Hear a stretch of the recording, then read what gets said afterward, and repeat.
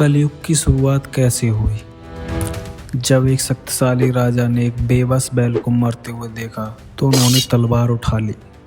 लेकिन वही राजा बाद में कलयुग का सबसे बड़ा शिकार बन गया। कैसे? चलिए जानते हैं। कहते हैं जब कलयुग ने धरती पर कदम रखा तो धर्म कांप उठा। शास्त्रों में धर्म को एक सुंदर सफेद बैल के रूप में दिखाया गया है जिसके 4 पैर होते हैं, सत्य, दया, तप और दान। लेकिन जैसे जैसे समय बदला एक एक करके 3 पैर कटे। अब धर्म सिर्फ एक पैर पर खड़ा था, वो था दान। जब कलयुग ने उस आखिरी पैर पर भी वार करने की कोशिश की तब वहां पहुंचे महाराज परीक्षित। राजा ने देखा कि एक काला भयंकर आदमी उस बेजवान बैल को बेरहमी से मार रहा है। क्रोध में राजा ने तलवार उठाई और गरज कर पूछा, बताओ तुम कौन हो? कलयुग कांप उठा और बोला, राजन मैं कलयुग हूँ, मुझे शरण दीजिए।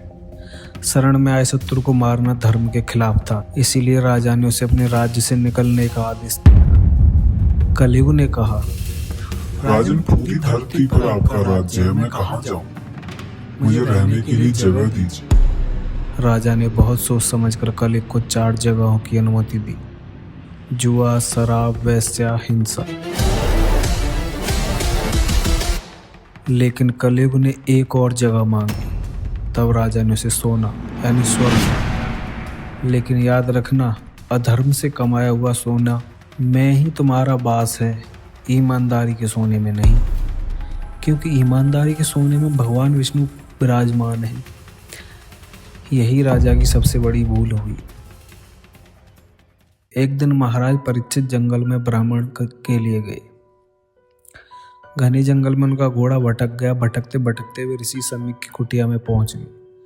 भूख प्यास से व्याकुल राजा ने ऋषि से जल मांगा, लेकिन ऋषि गहरी साधना में लीन थे। बहुत प्रयास के बाद भी उनकी समाधि नहीं खुली। राजा को क्रोध आ गया। पास में पड़े एक मरे हुए सांप को उन्होंने ऋषि के गले में डाल दिया और चले गए।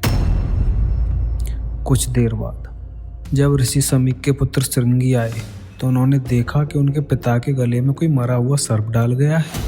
क्रोधित होकर श्रृंगी ने शाप दिया, आज से 7वें दिन तक्षक नाग उस राजा को डसेगा और उसकी अकाल मृत्यु हो जाएगी।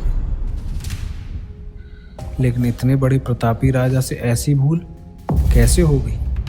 वे तो संतों का आधार थे। इसका कारण था वो सोने का मुकुट जो परीक्षित ने उस दिन पहना था। जंगल घूमने जाने से पहले जब राजा ने खजाने से वो मुकुट निकाला तो वो मुकुट बेईमानी का था। अब बेईमानी के सोने में तो कलयुग पहले से ही बैठा था। सवाल अब यह है कि इतने धर्म कर्म वाले राजा के पास दूसरे नंबर का सोना यानी बेईमानी का सोना कैसे? हाँ, ये मुकुट राजा परीक्षित का तो था ही नहीं। वो जब उनके दादा भीम और जरासंध का युद्ध हुआ तो जरासंध मारा गया, तो परंपरा के अनुसार वो जरासंध का मुकुट ले आए। वही मुकुट खजाने में पड़ा था जिसे परीक्षित ने उस दिन पहना। कलयुग ने मुकुट में सूक्ष्म रूप लेकर राजा के सिर पर बैठ गया। जो पाप राजा सपने में भी न करता, कलयुग ने करवा दी और राजा परीक्षित की मृत्यु 7वें दिन तक्षक नाग के डसने से हो गई। राजा परीक्षित की मृत्यु के बाद कलयुग पूरे संसार में फैल गया। क्या आपको लगता है कि आज के दौर में सोना ही कलयुग का सबसे बड़ा हथियार है? कमेंट में बताएं।